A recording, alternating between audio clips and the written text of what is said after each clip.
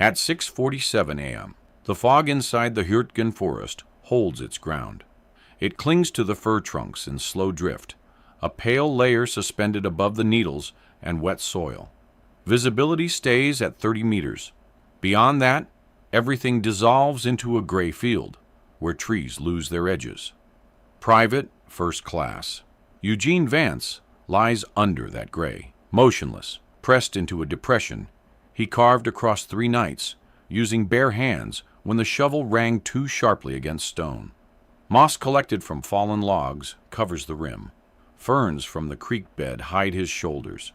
Bark stripped from a dead spruce breaks the line of his rifle. He knows the position is forbidden. Battalion doctrine marks anything beyond 200 meters as untenable for lone reconnaissance. He is 400 out, alone. No spotter, no wire, no planned withdrawal route, and yet he stays. Around him, the air carries pine resin and cold damp from the night's rainfall. The earth under his chest holds the chill. His Springfield M1903A4 rests on a patch of moss he keeps damp each morning, so no brittle strands snap beneath the stock. The rifle's metal stays warm under his palm, heat stored from long hours of contact. Through the scope, a farmhouse sits across a narrow logging road. Curtains drawn, no tracks in the mud, no livestock noise. Nothing wrong at a glance, yet the stillness feels arranged, like a surface wiped clean. He has watched that window for 72 hours. Not once has the cloth shifted. Radio silence began at 4:12 a.m. Orders repeated twice. Return to friendly lines before dawn. He acknowledged, then continued to observe the road. Not defiance, just conclusion. He had charted the enemy's supply rhythm the same way others chart weather. Dawn convoys, light trucks, always a single motorcycle scout first. If the scout reported clear road ahead, engines followed in sequence. Fuel, ammunition, rations, small columns, but steady, reliable enough that the forest itself seemed to expect them. Vance studied the intervals, counted the rise and fall of German engines, logged the faint clatter in the distance when gears shifted on the grade. Each pass arrived within a span of minutes, and today the timing aligns again. A faint vibration rolls along the road. Not sound, just a tremor in the moss. Then a thin crackle, like metal brushing metal. He slows his breathing. Fog drifts in front of his muzzle. He waits. The farmhouse window shows no movement. Another pause. Branches settle. A bird crosses the road, low and fast, then disappears into the timber. Vance checks the minute hand on his watch. If the pattern holds, the scout should appear before 7 a.m. He readies the bolt without lifting the rifle. The motion is smooth, practiced. No click escapes the chamber. Somewhere upslope, a tree drips steadily onto a pile of wet needles. Each drop lands with a dull tap. The forest accepts the sound as part of its machinery. By now, the rules are already broken. His presence here tilts the logistics on both sides, yet no one sees him. No one will confirm the decision until later, when the convoy arrives or fails to. When headquarters asks why a lone rifleman stayed in a place meant to be empty, fog thickens once more. The forest holds still. Vance watches the road, and he does not move. Would you have stayed? Eugene Vance came from Scranton, Pennsylvania, a place where coal dust settled on windowsills and machinery determined the rhythm of each day. His father repaired the equipment that kept the mines running. Eugene watched him rebuild engines on a bench behind their house, each part lined up in the order it left the machine. Nothing rushed, nothing wasted. The method left an impression. Before the war, Vance worked in a small watch repair shop near the rail yards. 10-hour days bent over open casings taught him the value of stillness. Mainsprings curled like thin coils of stored force. Escapements ticked at a pace that measured a worker's shift more reliably than any whistle. He learned that precision didn't come from speed, but from controlled pauses, from waiting until movement settled. By 6:30 a.m. most mornings, he was already at his desk, head bowed, magnifier raised. The shop stayed quiet except for the faint ticking of repaired watches in a small wooden tray. His hands developed a steadiness that the draft board later classified as unusually calm motor control. They noted how he held a pen without tremor, how he lifted a paper clip as if aligning it to a scale. It wasn't natural talent, just years of controlled motions practiced at close range. He never hunted, never owned a rifle. He understood systems, not sport. Worn bushings told him where tension accumulated. Scratched gear teeth revealed where force traveled under strain. Patience uncovered what haste disguised.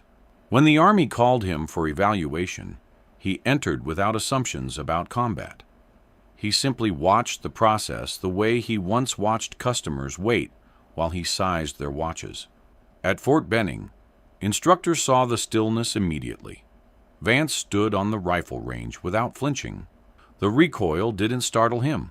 It only marked a timed event, a predictable transfer of energy, traveling through the stock, shoulder, and breath. He adjusted without comment. He cleaned his rifle the same way he cleaned watch movements, methodical strokes, metal exposed to light until each surface reflected evenly. Other snipers in his platoon came from hunting country. They carried stories of deer trails, frost on early rifles, and long marches over ridgelines. Vance listened but stayed quiet. His thinking followed different lines.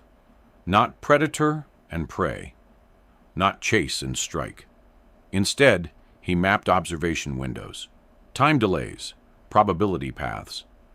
He filled a small notebook with pencil marks, distances measured by stride, wind angles tracked by the sway of roadside grass, the number of seconds between a branch shifting and the air reaching his cheek. Nothing dramatic, just entries stacked like the teeth of a gear, each one turning the next. The notebook never left his pocket, not once during field exercises. When asked about it, he explained that every system showed its pattern if watched long enough. It was the closest he came to philosophy, a reminder that war, like a watch, depended on components working in sequence. 2 or 3 instructors agreed, quietly, without writing it down. In those days, such thinking was considered a side detail, not doctrine. In the barracks, soldiers compared their confirmed kills. Vance answered with confirmed or unconfirmed, in the same tone he once used to describe a watch running fast or slow. Not indifference, just classification. The war had not hardened him. It had simply given his patience a purpose. He carried that purpose forward, step by step, toward the forest where waiting became its own kind of weapon, and where stillness decided more than movement ever could. In September 1944, the Hürtgen Forest is less a battlefield than a pressure point. Dense timber closes around a network of narrow dirt roads. Each road carries the weight of German supply traffic moving toward the Rhine. Tanks cannot push through the undergrowth. Trucks cannot divert around fallen trees or soft soil.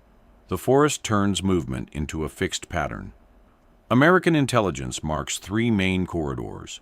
The road beneath Vance's position feeds ammunition and rations to 2 Wehrmacht battalions, holding the Siegfried Line 6 kilometers east. Their pillboxes depend on steady shipments. Without them, artillery crews restrict fire. Infantry stretches rations 1 day longer. Medics ration bandages. It is not a dramatic collapse, just a slow tightening. Fog keeps the road quiet at first light.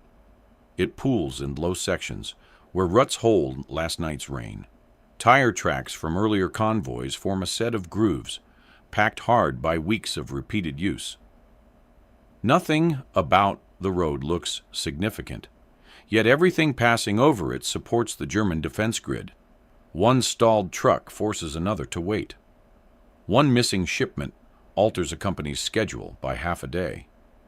In a mechanized war, delay is damage. The American plan in Hürtgen relies on attrition, not breakthrough. Make every mile expensive. Make every movement uncertain. Each road becomes a calculation for the German quartermasters. Risk the route or save the cargo for nightfall. A single disrupted convoy does not decide the line, but it forces decisions downstream, and the system reacts. U.S. commanders know their own limits. Fighter-bombers cannot patrol tree-covered roads. They need open ground, clear targets, fuel reserves for the flight home. Artillery teams cannot waste shells, guessing at traffic they cannot see. The forest hides everything under a ceiling of branches. That leaves smaller assets.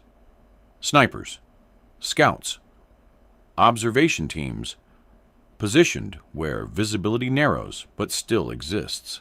These teams normally operate in pairs. They rotate on schedules. They follow defined fields of fire and maintain communications with Battalion S2. Each report passes through channels. Each engagement requires confirmation. The system expects consistency, predictability. The logic behind integrated operations is simple. Information only matters when linked to the larger plan. What Vance is doing falls outside that structure. Solos interdiction, deep placement, no communications, no extraction route. His location has already been flagged in a battalion note as unsupported irregular. In a file cabinet somewhere behind the lines, his name sits beside a mark indicating deviation from standard procedure. And yet, the arithmetic stands. 1 man, 1 rifle, and 6 hours of disruption can delay supplies intended for 2,000 enemy soldiers. A gust crosses the corridor. Leaves scatter across the hard-packed mud. The road remains empty, but the importance of its vacancy is clear. If a convoy hesitates, if a supply officer reroutes to avoid suspected threat, the system shifts. Tension passes along the chain, the same way force travels through linked gears. Logistics is not dramatic. It is repetition. It is trucks, timetables, and fuel allocations moving in a constant loop. Break the loop at a single point, and the rhythm falters. Industrial doctrine calls this the pressure effect, not destruction, but delay. Vance waits in that delay. A still figure in a narrow gap where the machinery of 2 armies crosses paths, quiet impact measured in hours. From the first night, Vance sensed the forest was off pattern. Dawn came without the usual bird calls. No wing beats cutting through the upper branches. No brief chatter before light settled across the ground. The silence wasn't total, just selective, as if something had moved the smaller animals away from their routines. A badger trail, he marked with a bent twig, had been flattened by morning. Not trampled, smoothed, the kind of surface left when a boot drags lightly to remove sign. He noted it without reaction, just another entry in the steady accumulation of small irregularities. By midday on the second day, new boot prints appeared 30 meters south of his position. Single file, even spacing, pressed with enough consistency to show training. Not American. The prints were shallow, weight distribution balanced, suggesting light loads. Reconnaissance troops, not supply units. They had moved west, which meant they were scanning the corridor, not passing through it. The next afternoon, at 1:20 p.m., an engine idled somewhere beyond the tree line. Low, steady, then cut off abruptly. No follow-up movement. No crunch of gears. Just the quiet settling of branches after vibration. Vance listened for any return of mechanical noise. Nothing arrived. An hour later, thin smoke drifted across the canopy from the north-northeast. Not wood smoke. The scent carried a sharpness consistent with signal canisters. The plume dissipated before reaching treetop height. Vance wrote in his notebook, 1320s. Smoke, NNE, no source. No additional comment. Observation only. That evening, a German patrol passed within 50 meters. Slow steps, controlled halts. Their formation didn't sweep the ground or search outward. They listened. Each pause lasted long enough for wind to shift between the trees. One soldier knelt. He studied the soil for 2 full minutes, leaning forward as if reading the ground by proximity. Vance kept his breathing shallow. His ghillie suit, built from local moss and clipped foliage, blended him into the depression. Stillness mattered more than camouflage. The patrol moved on with no signal. When their steps faded, Vance remained unmoving for another hour. His legs went numb. Blood pooled behind one knee, leaving a sharp pressure that pulsed in rhythm with his heartbeat. He accepted the discomfort without adjustment. By nightfall, distant small arms fire echoed from the American lines. 3 short bursts, evenly spaced. Then silence. Not a firefight, a test. A probing action from a German patrol, or an American reaction to motion in the undergrowth. Either way, another sign that routines along the forest edge were shifting. The pattern became clear. German units were adjusting. They knew Allied marksmen operated in this sector. They changed their own schedules. They ran decoy patrols and altered their standard routes. The silence where birds should have been, the erased trail, the smoke, the listening patrol. Each anomaly represented a minor correction in a larger system, responding to new pressure. Vance lay in the moss and matched these changes against his observations. The convoy he expected had a rhythm shaped by weeks of routine. But routines break under stress, and stress had arrived. If the convoy did not come tomorrow, it would not come at all. The forest had begun to tighten around his position, reshaping itself in response to unseen factors. His window, once measured in hours, had narrowed to a single dawn cycle. He remained in place, aware that even stillness carried risk when the system was shifting. At 11:15 p.m. on September 13th, the forest carried a thin, uneven wind. It moved through dark branches without pattern, bending them just enough for Vance to hear the soft tread of boots before he saw the runner. The man appeared at the edge of the fallback hide, 200 meters closer to American lines, breathing hard, rifle slung, sweat showing as a faint sheen even in the low light. His message was short, delivered in a steady whisper. Captain Ridley ordered Vance back to the company perimeter by 6 DOS a.m. No written note. No explanation beyond the tone that said the entire line was beginning to shift. Vance acknowledged. He gave the single nod expected in the dark, a small gesture that carried the weight of hierarchy. Then, with the runner gone, he turned away from the safer route and moved back toward the primary position he had carved out over 3 long nights. Moss, packed earth, branches trimmed by hand. Everything placed to break outlines and silence the smallest movement. It was work, shaped by patience, not creativity. Each layer built for function. The order itself was not unreasonable. Battalion was reconfiguring the left flank. Forward observers and sniper teams were being pulled in to tighten fire corridors before the next push toward the ridgeline. A call like that fit the rhythm of a unit preparing for movement. In the system of war, the group advanced together. Outliers were folded back into the pattern, but Vance carried information the captain did not. He had tracked the convoy cycle for 3 days, intervals, axle counts, engine pitch. German logistics in this wooded sector followed a rigid loop, not by choice, but because the road network offered no meaningful detours. The supply vehicles moved like a machine with one setting: predictable, repetitive, vulnerable. If he left now, the line of observation he had established, minute by minute, sound by sound, would vanish. A new man would need days to understand what he already knew by feel. A brief stillness settled over the pit. Only distant leaf chatter marked the time passing. Vance sat with the order, weighing it not as rebellion, but as calculation. The mission required one accurate moment. The command structure required presence at perimeter by dawn. The two needs were not aligned, and the system was not built for nuance. Forward lines often depended on the clockwork of convoys more than the ambitions of officers. One of those quiet, industrial truths of the war. He stayed. By 11:40 p.m., he laid out his cleaning kit and worked through the rifle in slow, controlled motions. A light film of grit lifted from the bolt face.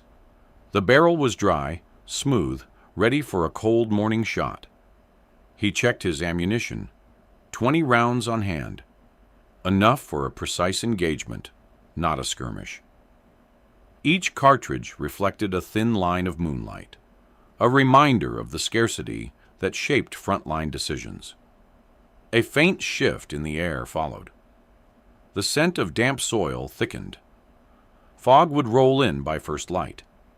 He had learned its timing through small signs, temperature drop, dew pattern, the muted cadence of the forest. And with fog came the convoy. Engines would idle low to avoid alerting American positions. Tires would leave shallow impressions in the soft roadbed. Drivers would stay on schedule because schedules were the only certainty left to them. By 12:10 a.m., the woods returned to full quiet. No distant bursts from the lines. No patrol movement. Only the weight of waiting. Vance settled deeper into the earth, hands steady, eyes open to the thin strip of road he could barely see through the branches. He had made his choice, not defiance, just alignment with the facts he had gathered. The war ran on orders, but this moment ran on observation. He waited for dawn, knowing the next hours would decide whether the risk had meaning. And so, the question lingers. In that silence, with only your judgment to guide you, would you have stayed in the pit? September 14, 1944. 7:03 a.m. The morning fog hangs low across the forest floor, thick enough to dull the outlines of branches, yet thin enough for sound to carry cleanly. Vance studies the road through his narrow lane of visibility, the chill settling into the fabric of his ghillie suit. Dew clings to the moss beneath his elbows. Every detail is still, waiting. A faint, uneven buzz reaches him first, mechanical, light, steady. It grows, then fades, then grows again as the sound bends through the trees. Moments later, a motorcycle emerges, exactly on the schedule Vance calculated. A single scout in gray-green uniform rides at patrol speed, chin lifted slightly as he scans the dark timber ahead. The machine idles low as it passes his sector, its engine giving a small, irregular cough. Vance does not fire. He marks the time. He counts the seconds until the scout vanishes into the fog. 4 quiet minutes follow. No voices, no clatter of equipment. Only the slow drip of condensation from overhead branches. Then the first truck appears.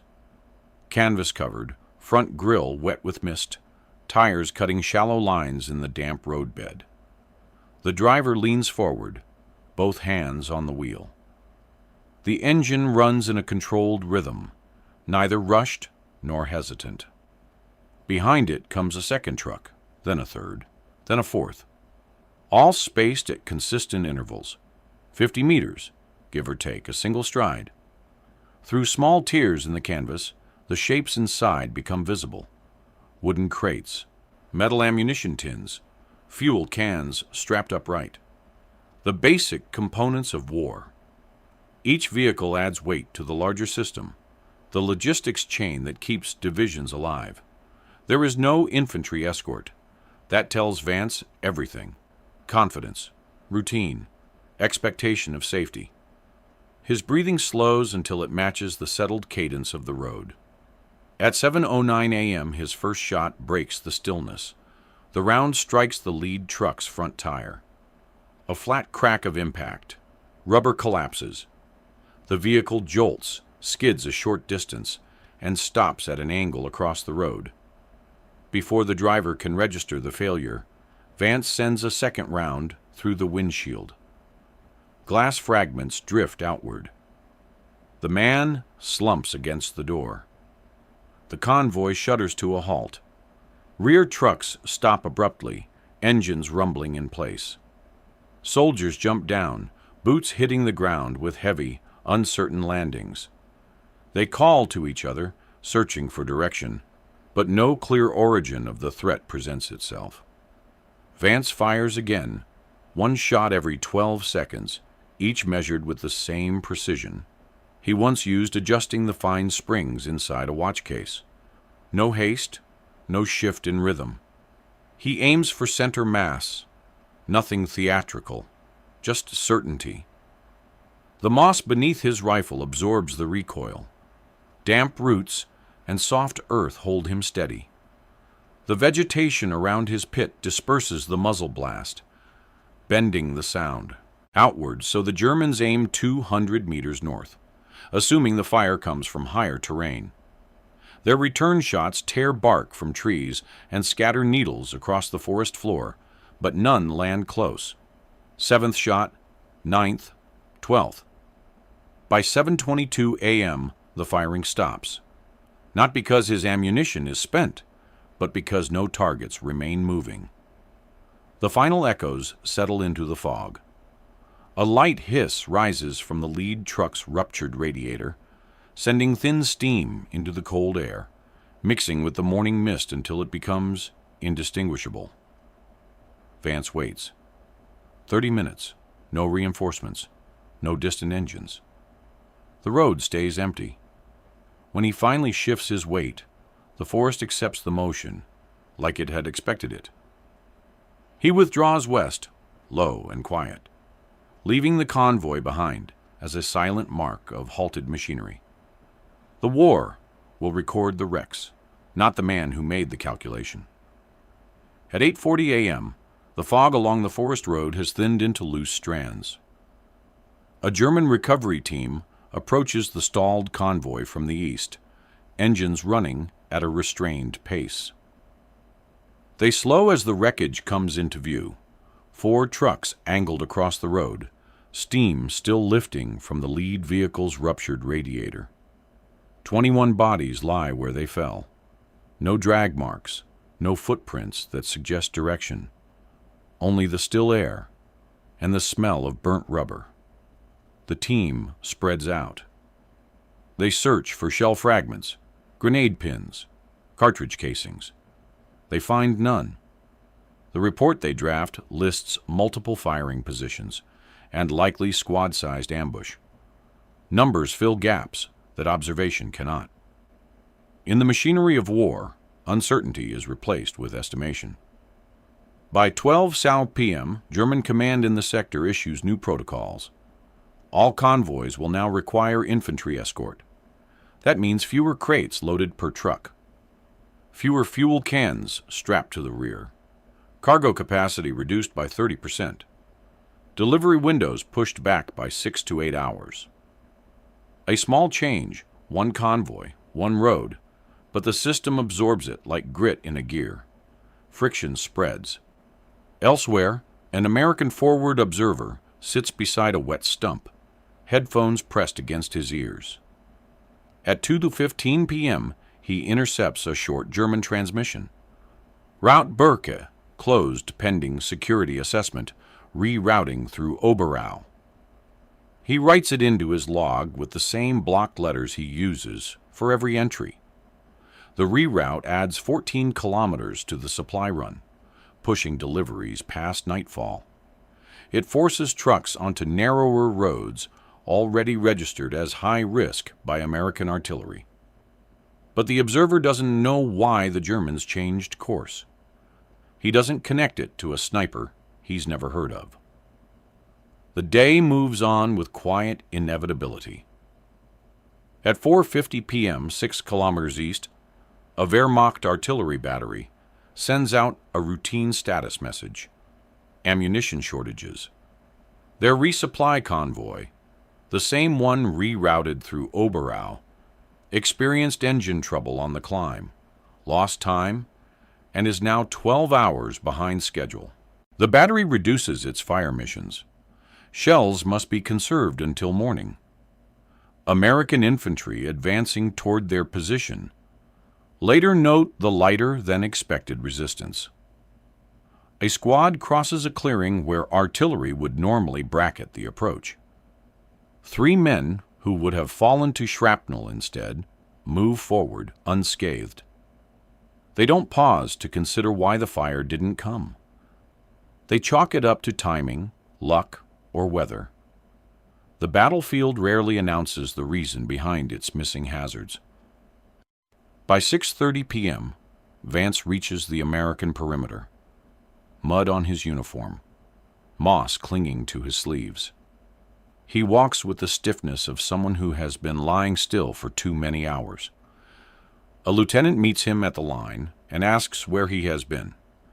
Vance answers with 2 steady words: observation post.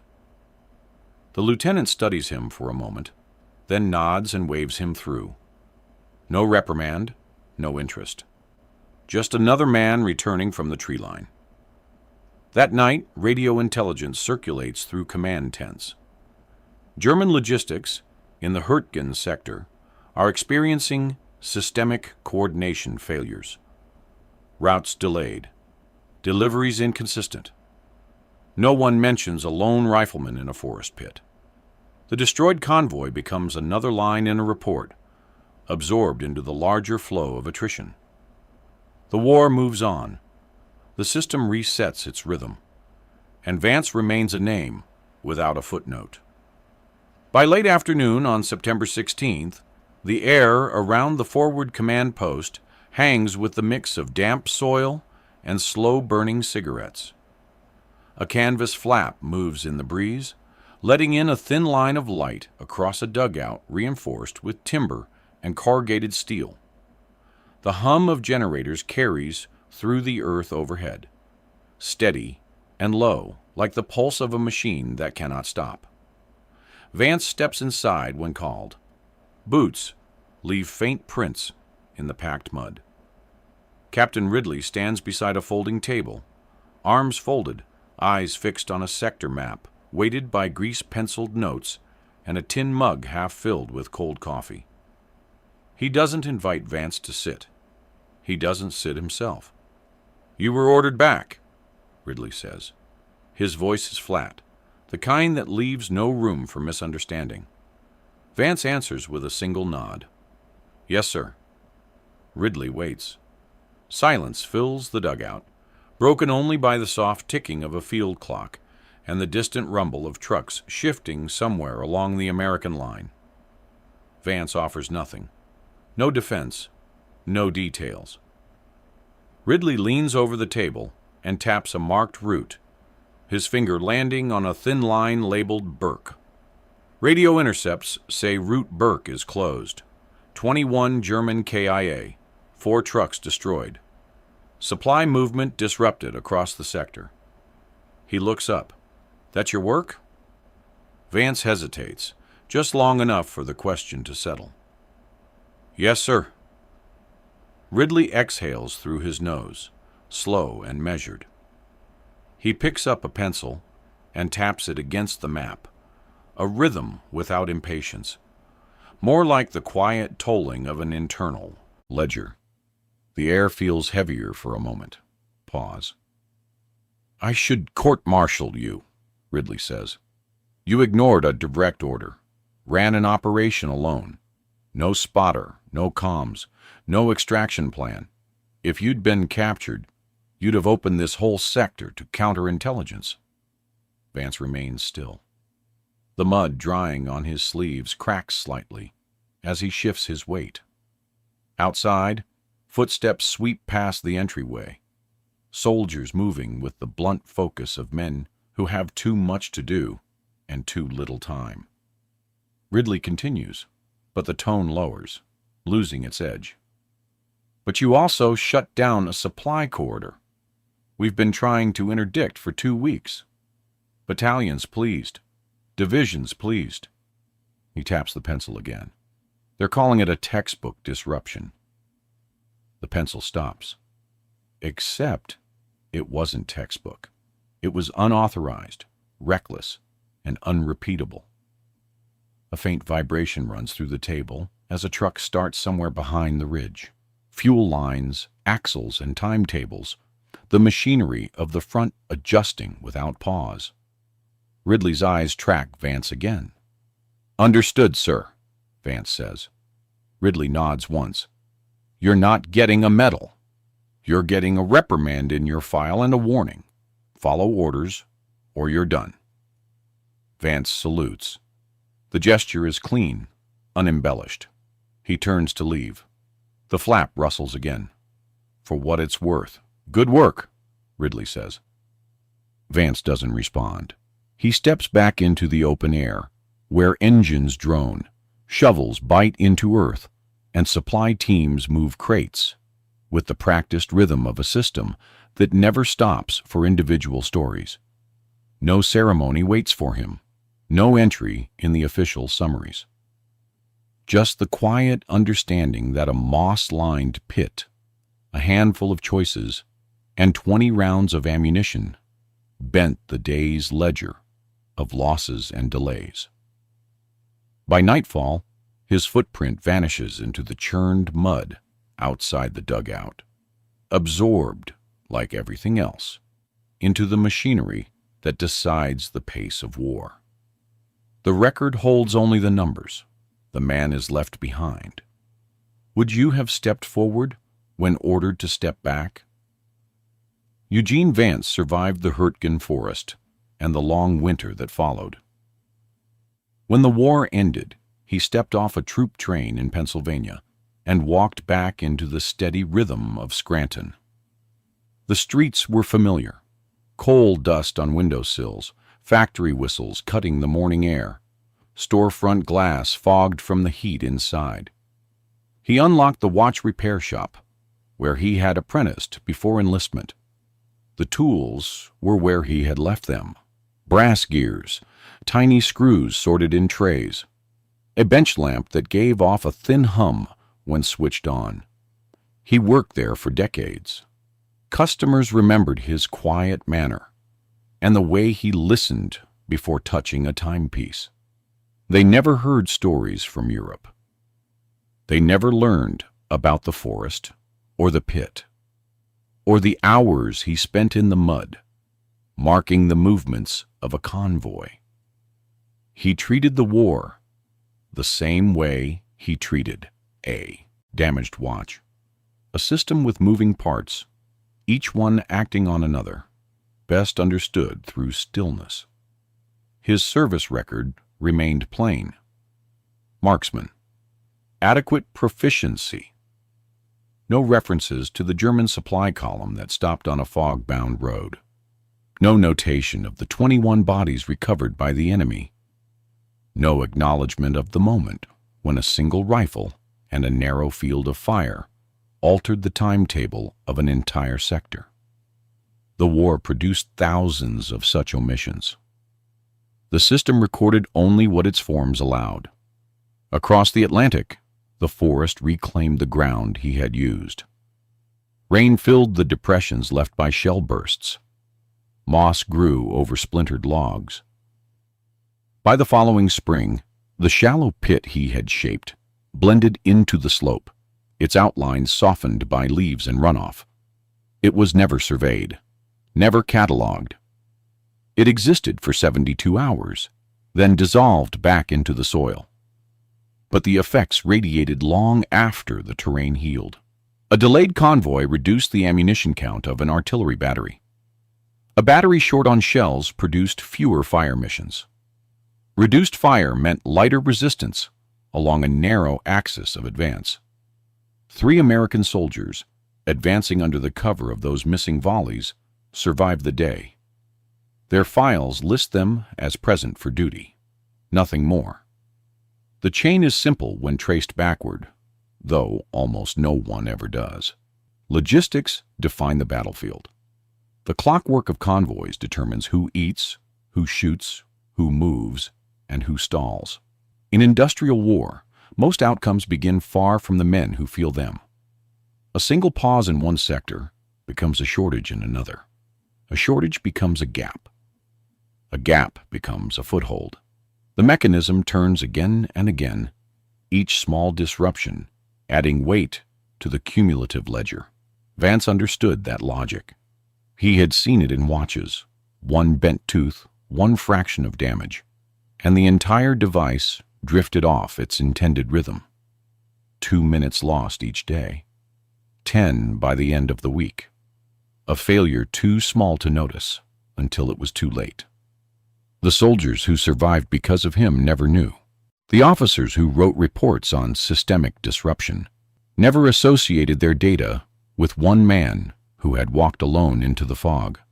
The system absorbed his actions the way it absorbed thousands, quietly, efficiently, without sentiment. By the time Vance grew old, even he spoke of the war only in fragments. A cold morning, a stiff rifle bolt, the sound of trucks laboring uphill, nothing more. The rest remained unspoken, left to settle like dust on the gears he cleaned each night. The forest has long since closed over the road where he waited. The moss stands thicker now. The route is barely visible, but somewhere in the vast architecture of history, a line of cause and effect remains. Patient, precise, invisible. Would you have stayed in that pit, knowing no one would ever speak your name? If this story moved something in you, if you recognized the weight of invisible decisions, then don't let it dissolve back into the forest. Share it. Let others see what patience looks like when measured in moss and mathematics. Let them ask the same question. Vance answered alone in the dark. Subscribe to this channel for more untold stories. From the wars, no textbook fully explains. These are the mechanics of history, the logistics of survival, the quiet calculations that decided everything. Hit that notification bell, because the next story is already waiting in the fog, and it deserves to be heard.